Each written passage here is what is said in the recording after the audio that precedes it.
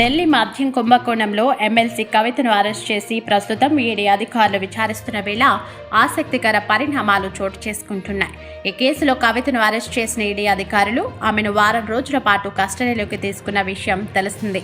7 రోజుల కస్టడీలో భాగంగా తొలి రోజు కవితను అధికారులు ప్రశ్నించారు. కోర్టు ఆదేశాల మేరకు ఉదయం 10 గంటల నుండి సాయంత్రం 5 గంటల వరకు కవితను ప్రశ్నించిన ఈడీ అధికారులు ఆ విచారణ మొత్తాన్ని వీడియో తీశారు. అయితే విచారణలో భాగంగా కవితను ప్రశ్నలతో ఉక్కిరి బిక్కిరి చేశారు. ఢిల్లీ మద్యం పాలసీలో టెండర్ల కోసం ఆమ్ ఆద్మీ ప్రభుత్వానికి ఇచ్చిన 100 కోట్ల రూపాయల ముడుపులు ఎక్కడి నుంచి వచ్చాయని కవితను ప్రశ్నించారు. దీనికి సంబంధించి అన్ని ఆధారాలను ఆమె ముందు పెట్టి ఈడీ అధికారులు ప్రశ్నించారు.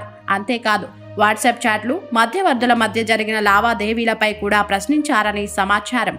ఆ డబ్బు ఎవరెవరు సమకూర్చారో చెప్పాలని కవితకు ప్రశ్నల వర్షం కురిపించారు. ఢిల్లీ లిక్కర్ స్కామ్ డీలింగ్తో సంపాదించిన 192 కోట్ల రూపాయలు ఏం చేశారని కూడా ఈడీ అధికారులు కవితను ప్రశ్నించారు. కవిత ఆస్తుల కాగితాలను ఆమె ముందు ఉంచి ప్రశ్నాస్త్రాలు సంధించారు. ఇక తొలి రోజు విచారణ పూర్తయిన తర్వాత భర్త అనిల్, అన్న కేటీఆర్, న్యాయవాది విక్రమ్ చౌదరితో ములాఖాత్ అయిన ఎమ్మెల్సీ కవిత మరో సంచలన నిర్ణయం తీసుకున్నారు. ఈ కేసులో తన అరెస్టును సవాల్ చేస్తూ సుప్రీంకోర్టును ఆశ్రయించాలని కీలక నిర్ణయం తీసుకున్నారు.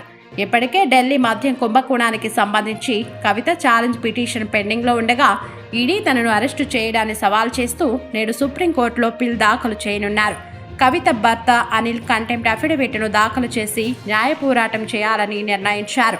అయితే కవిత తరపు సుప్రీంకోర్టులో ప్రముఖ సీనియర్ న్యాయవాదులు ముకుల్ రోహిత్గి, కపిల్ సిబాల్ వాదన వినిపించనున్నట్లు సమాచారం. ఏది ఏమైనా ఒకవైపు ఈడీ విచారణ ఎదుర్కొంటూనే సుప్రీం కేంద్రంగా కవిత ఫైట్ చేయనున్నారు.